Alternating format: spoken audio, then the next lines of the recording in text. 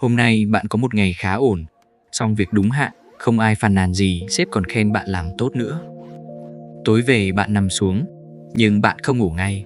Não của bạn bắt đầu chạy. Cái email hồi chiều trả lời, vậy có ổn không nhỉ? Câu sếp nói hồi sáng có ý gì không? Tuần sau còn deadline kia nữa mà mình chưa chuẩn bị gì hết. Lăn qua lăn lại, bạn nhìn lên màn hình điện thoại thì đã 1 giờ sáng rồi. Không có gì xảy ra cả, mọi thứ đang rất ổn. Vậy mà não bạn vẫn không chịu dừng suy nghĩ. Bạn tự nhủ thôi kệ, mình chỉ hay lo vậy thôi, ngày mai sẽ ngủ sớm hơn. Rồi ngày mai lại y hệt. Trong tâm lý học có một kiểu lo âu mà ngay cả người đang trải qua nó cũng không nhận ra đó là lo âu. Không phải kiểu tim đập thình thịch hay tay run trước khi thuyết trình, cũng không phải cảm giác hoảng loạn hay muốn chạy trốn khỏi đâu đó. Kiểu lo âu này nó nhẹ hơn nhiều, nhẹ đến mức trông giống như những tính cách bình thường, cẩn thận, trách nhiệm, suy nghĩ sâu xa. Ở bên ngoài, họ rất ổn, họ làm được việc, họ làm rất tốt. Nhưng bên trong, họ có một cái máy đang chạy 24/7 mà không có nút tắt. Tâm lý học gọi đây là High Functioning Anxiety, lo âu chức năng cao, một triệu chứng tâm lý cực kỳ phổ biến của rất nhiều người. Đây không phải là một loại bệnh, nên hôm nay mình không muốn nói theo kiểu đây là dấu hiệu, đây là cách chữa. Mình muốn nói về thứ đang thật sự xảy ra bên trong não bạn. Người có High Functioning Anxiety, lo âu chức năng cao, hay nói đơn giản là người rất hay lo âu, thường là người được mọi người xung quanh ngưỡng mộ. Không bao giờ trễ deadline, chuẩn bị kỹ đến mức người khác nhìn vào còn hỏi ủa có cần thiết vậy không? Hay check đi check lại dù đã check 3 lần trước đó rồi, nhớ những chi tiết nhỏ mà người khác quên từ lâu. Nhìn từ ngoài thì đây là người có năng lực, đáng tin cậy. Nhưng nếu bạn hỏi họ cảm thấy thế nào ngay sau khi hoàn thành một việc lớn, dù được khen, mọi thứ đã đâu vào đó rồi, thì câu trả lời của họ thường không phải nhẹ nhõm hay vui. Nó thường là nhưng tuần sau còn cái việc nữa. Họ không bao giờ thực sự dừng lại được, không phải vì không biết đủ, mà vì với họ, dừng lại tạo cảm giác không an toàn. Để hiểu tại sao lại như vậy, mình cần nói một chút về não bộ. Trong não có một vùng tên là amygdala, gọi là hạch hạnh nhân. Nhiệm vụ của nó đơn giản thôi, phát hiện nguy hiểm. Khi nó kích hoạt, cả cơ thể bước vào trạng thái cảnh báo, tim nhanh hơn, suy nghĩ sắc hơn, mọi giác quan đều căng ra. Bình thường thì khi nguy hiểm qua, hạch hạnh nhân tắt, cơ thể trở về trạng thái nghỉ. Nhưng với người lo âu chức năng cao, hạch hạnh nhân gần như không bao giờ tắt hoàn toàn.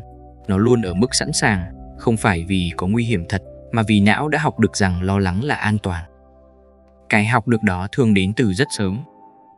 Họ có thể lớn lên trong gia đình mà thành tích là thứ được nhắc đến nhiều nhất, điểm cao thì được khen, điểm thấp thì im lặng nặng nề hơn mọi lời chỉ trích. Cũng có thể là môi trường mà một lần sai lầm đồng nghĩa với bị so sánh, bị đánh giá, bị nhìn với ánh mắt thất vọng theo kiểu không ai nói ra, nhưng đứa trẻ nào cũng cảm nhận được. Não của đứa trẻ đó học rất nhanh, nếu mình làm tốt hơn, chuẩn bị kỹ hơn, không để người ta có lý do phàn nàn thì mình sẽ ổn. Và nó hoạt động, đứa trẻ đó lớn lên, học giỏi, làm tốt được khen, não ghi nhận, lo lắng sẽ thành công sẽ an toàn. Vòng lặp này chạy đủ lâu để thành mặc định, và đến khi trưởng thành, bạn không cần ai tạo áp lực nữa, não tự làm điều đó rồi. Điều khiến lo âu chức năng cao khó nhận ra nhất là những biểu hiện của nó trông hoàn toàn bình thường. Bạn chuẩn bị nhiều hơn cần thiết, họp thường thôi mà đọc tài liệu cả buổi tối trước, đi chơi một ngày mà list đồ từ 1 tuần trước, không phải vì thích, mà vì không chuẩn bị thì cái bất an đó không chịu bỏ đi. Bạn hay replay lại hội thoại trong đầu, nói chuyện xong rồi vẫn ngồi nhớ lại từng câu. Mình nói vậy có ổn không nhỉ? Người ta hiểu đúng ý chưa? Có vô tình làm phật lòng ai không? Không có câu trả lời nào, nhưng não vẫn cứ hỏi. Bạn khó giao việc cho người khác, không phải không tin họ, mà là nếu có gì sai thì mình mới là người gánh, tự làm vẫn chắc hơn. Bạn luôn có cảm giác mơ hồ rằng đang bỏ sót gì đó, dù đã xong hết rồi, dù đã check xong hết rồi, vẫn nhấp nhổm. Và bạn không biết nghỉ ngơi thật sự là gì, nằm mà trong đầu đang lên kế hoạch, xem phim mà một tay vẫn cầm điện thoại, đi du lịch mà vẫn mở email. Với bạn, nghỉ ngơi là chậm lại, không phải dừng lại. Và một thứ nữa mà ít ai để ý, bạn hay xin lỗi dù không làm gì sai. Xin lỗi vì đã làm phiền, xin lỗi câu này hơi ngớ ngẩn, xin lỗi vì reply hơi chậm. Dù thực ra bạn reply rất nhanh, có gì đó trong người cứ cảm thấy mình đang chiếm nhiều chỗ hơn mức được phép. Người bên ngoài ngưỡng mộ bạn như một người cẩn thận, trách nhiệm, khiêm tốn. Không ai gọi đó là lo âu, kể cả bạn. Vấn đề của việc dùng lo âu như nhiên liệu là nhiên liệu đó không vô tận. Trong ngắn hạn, nó hoạt động tốt đến mức đáng sợ. Lo âu đẩy bạn về phía trước, bạn làm được những thứ người khác không làm được, bạn được khen bạn thành công, và mỗi lần thành công, não lại ghi nhận, lo âu đúng rồi, tiếp tục đi. Nhưng bên dưới bề mặt đó, có những thứ đang xảy ra mà không ai nhìn thấy. Cơ thể kiệt sức theo cách không nhìn thấy được, không phải vì làm nhiều, mà vì hệ thần kinh không bao giờ được tắt.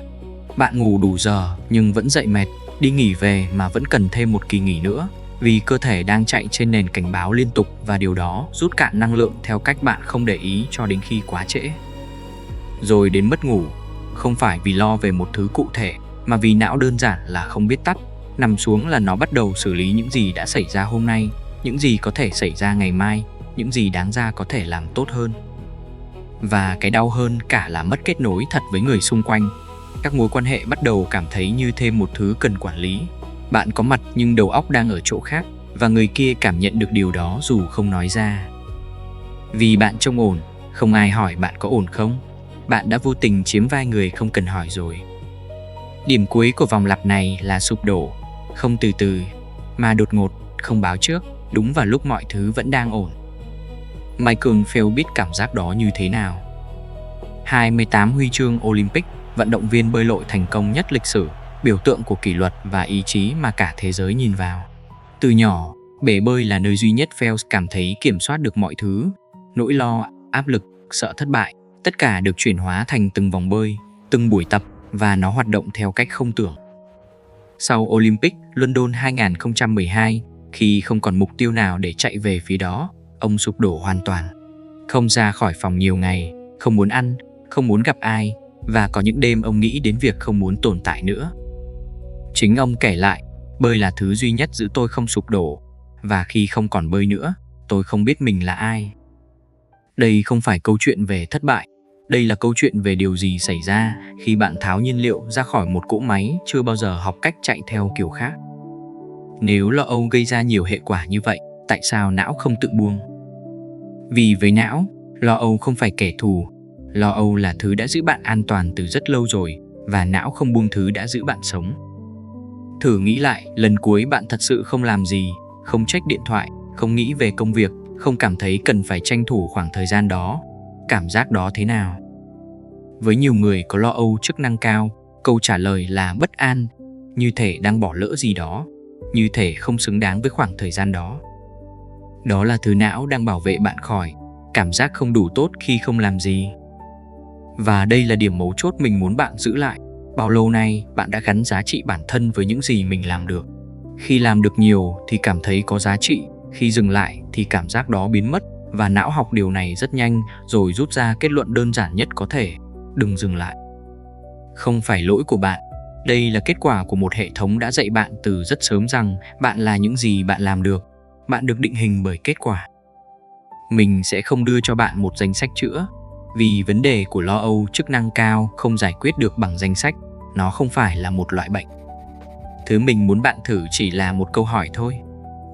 Lần tới khi bạn xong một việc, dù lớn hay nhỏ, trước khi chuyển sang việc tiếp theo, hãy dừng lại một giây và tự hỏi, mình đang chuyển tiếp vì mình muốn hay vì cảm thấy không an toàn. Không cần thay đổi gì ngay, chỉ cần nhận ra. Vì thứ mình muốn bạn mang về sau video này không phải là mình bị lo âu nên cần sửa, mà là lo âu đã từng bảo vệ bạn và nó đã làm việc đó rất tốt, nhưng bạn lớn hơn rồi và bạn không cần nó gánh công việc đó nữa. Câu hỏi không phải là làm sao để hết lo âu. Câu hỏi là nếu không có lo âu đẩy mình về phía trước, mình còn biết mình là ai không? Đó mới là thứ đáng để ngồi xuống và nghĩ tới. Nếu bạn nhìn ra mình trong video này, hoặc nhìn ra ai đó bạn quen, hãy để lại một comment cho mình biết bạn đang ở đâu trong chuyện này. Không cần phải ổn, không cần có câu trả lời sẵn. Đôi khi chỉ cần gọi đúng tên là đã bớt một phần rồi. Mình là Alex. Hẹn gặp lại bạn ở video tiếp theo.